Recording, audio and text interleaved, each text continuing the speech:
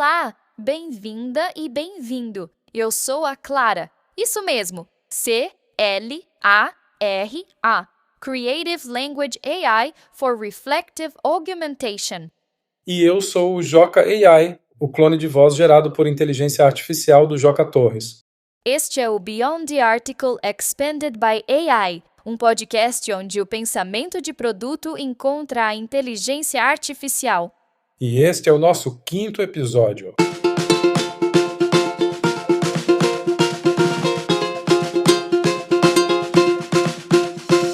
Hoje vamos conversar sobre o artigo intitulado MSP, Produto Mínimo Vendável. Joca, lendo seu artigo, o conceito de produto mínimo vendável, ou MSP, como você o chama, imediatamente me fez pensar na constante busca por otimização no desenvolvimento de produtos. É uma ideia que parece desafiar a noção mais comum de MVP?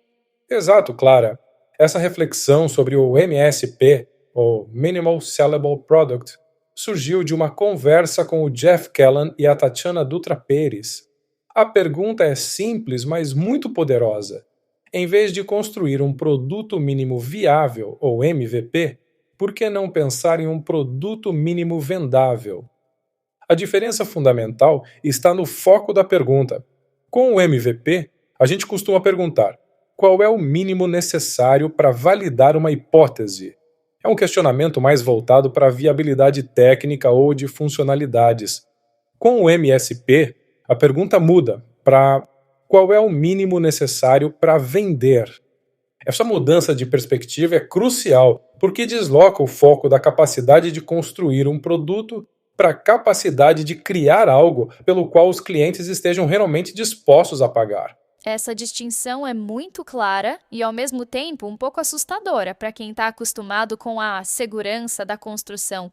Sair daquela zona de conforto de desenvolver novas funcionalidades e ir diretamente para o desafio de vender algo de fato é um salto e tanto.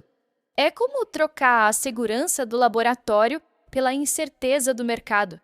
E é nesse ponto que a ideia de vendável se torna tão poderosa, não é?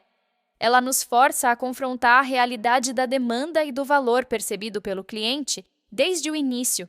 Isso nos leva a pensar não só no que é possível construir, mas no que é realmente valioso para quem vai usar e pagar. E essa ideia de sair da zona de conforto não é apenas teórica. Em 2013, eu escrevi um artigo chamado Vá Vender, onde eu compartilhei uma experiência marcante. Eu estava mentorando uma startup que desenvolvia um construtor de sites, especificamente para corretores e agências imobiliárias. Eles estavam focados em construir mais e mais funcionalidades, adicionando recursos ao produto, mas as vendas não aconteciam. Era um ciclo de desenvolvimento sem o retorno esperado. Então, eu sugeri um experimento radical: parar de desenvolver por 2 semanas e focar 100% na venda. A instrução foi clara. Entrem no chat, peguem o telefone, falem com as pessoas que estão visitando o site, saia da comodidade de construir o produto e enfrente o desconforto de vendê-lo. Uau, essa é uma guinada e tanto!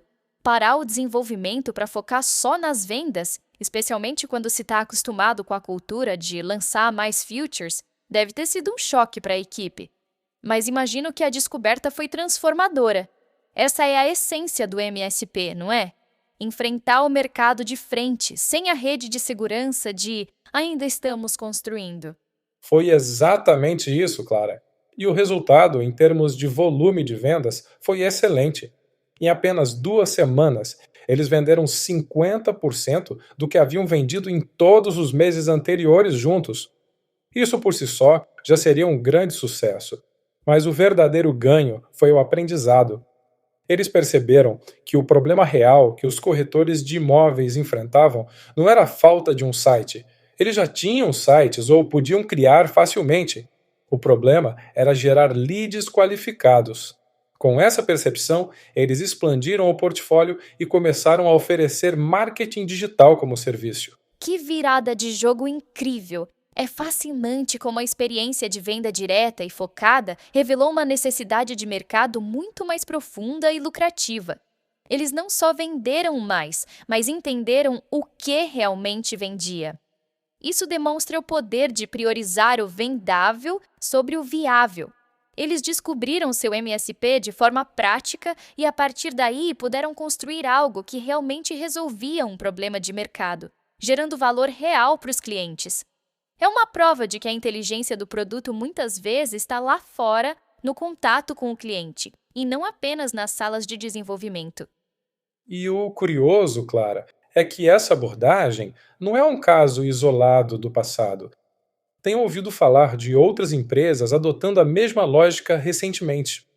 Por exemplo, em uma sessão de cultura de produto com as startups da Fisher, que é uma venture builder, ouvi uma história parecida. Uma das startups que eles aceleram não leva apenas as pessoas de produto, mas também os engenheiros para as conversas de vendas com os clientes. O objetivo é justamente ouvir o feedback real, as objeções e as dúvidas em primeira mão, sem filtros, direto do consumidor.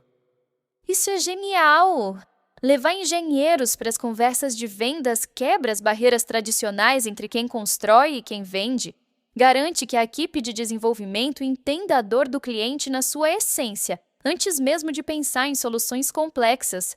É como se eles estivessem construindo com o ouvido no chão, captando os sinais do mercado diretamente. É uma forma muito eficaz de garantir que o que está sendo construído tenha um MSP claro. Exatamente. E o mais interessante é que isso não se limita a startups. Durante a minha turnê de lançamento do livro pela Europa, participei de uma palestra da Marija Sivashik, Group Product Manager da Infobit, uma empresa de TI e telecomunicações da Croácia, avaliada em mais de 2 bilhões de dólares. Na palestra, ela compartilhou que a Infobit, com seus mais de 3.400 funcionários, mantém uma prática marcante. Cada pessoa de produto é responsável por fazer as primeiras vendas dos produtos que está construindo. Nossa! Essa é uma prática que realmente eleva o conceito de MSP a um novo patamar, especialmente em uma empresa tão grande. Significa que a responsabilidade pela vendabilidade não é apenas de uma equipe de vendas, mas de quem está na origem da criação do produto. É uma validação contundente da necessidade de mercado e da disposição do cliente a pagar, antes mesmo de se investir massivamente no desenvolvimento. É uma forma poderosa de garantir que a viabilidade seja de fato a viabilidade de mercado. A lógica é bem clara. Se as pessoas que estão construindo o produto não conseguem vendê-lo nas primeiras conversas com potenciais clientes, talvez ele ainda não esteja pronto para ser construído. O risco é que se construa algo que ninguém queira, que não resolve um problema ou não gera valor percebido para o cliente.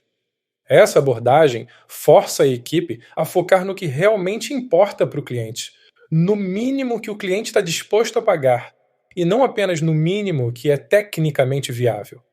É um alinhamento direto entre produto e mercado desde o primeiro contato.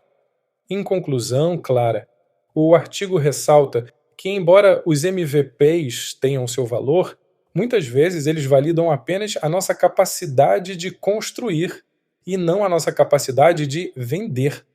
A mudança de perspectiva que o MSP propõe é poderosa. Começar pelo mercado e não pelo produto. Isso é um ponto crucial, JI. A viabilidade pode ser um termo muito vago. Viável para quê? Para construir? Para apresentar internamente? Para mostrar a potenciais clientes? O MSP tira essa ambiguidade e nos força um questionamento muito mais direto e pragmático. Ele nos faz perguntar: qual é o produto mínimo que precisamos construir para que ele seja de fato vendável? Exato. O termo vendável vai direto ao ponto. Ele coloca o cliente e a disposição dele em pagar no centro da equação. Não se trata apenas de provar que algo pode ser feito, mas de provar que há alguém lá fora disposto a desembolsar dinheiro por aquilo. Essa é a verdadeira validação, a que realmente importa para a sustentabilidade de um negócio e de um produto. E essa disposição a pagar é o teste definitivo. É o sinal mais claro de que você está resolvendo um problema real, uma dor que o cliente sente e para a qual ele está buscando uma solução. Se ninguém quer pagar, mesmo que seja minimamente funcional, a hipótese de valor não se sustenta.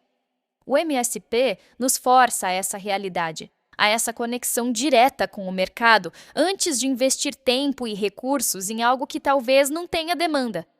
É a essência de começar com o mercado em vez de começar com a prancheta de desenvolvimento. Essa abordagem minimiza o risco de construir algo que, por mais tecnologicamente avançado ou bem executado que seja, não encontra eco no público-alvo. No fim das contas, a medida de sucesso de um produto não é o quão bem ele foi construído, mas o quão bem ele atende a uma necessidade real e gera valor para o cliente, a ponto dele estar disposto a pagar por isso. Você acabou de ouvir um novo episódio do Beyond the Article Expanded by AI. Para ler o artigo original e explorar mais conteúdo de Joca Torres, visite guiaco.com. Se escreve GYACO. E no final do artigo você encontra informações sobre os serviços de workshops, mentorias e livros digitais do Joca para quem quer implantar visão e cultura de produto na empresa. Obrigado por nos acompanhar. Até o próximo episódio.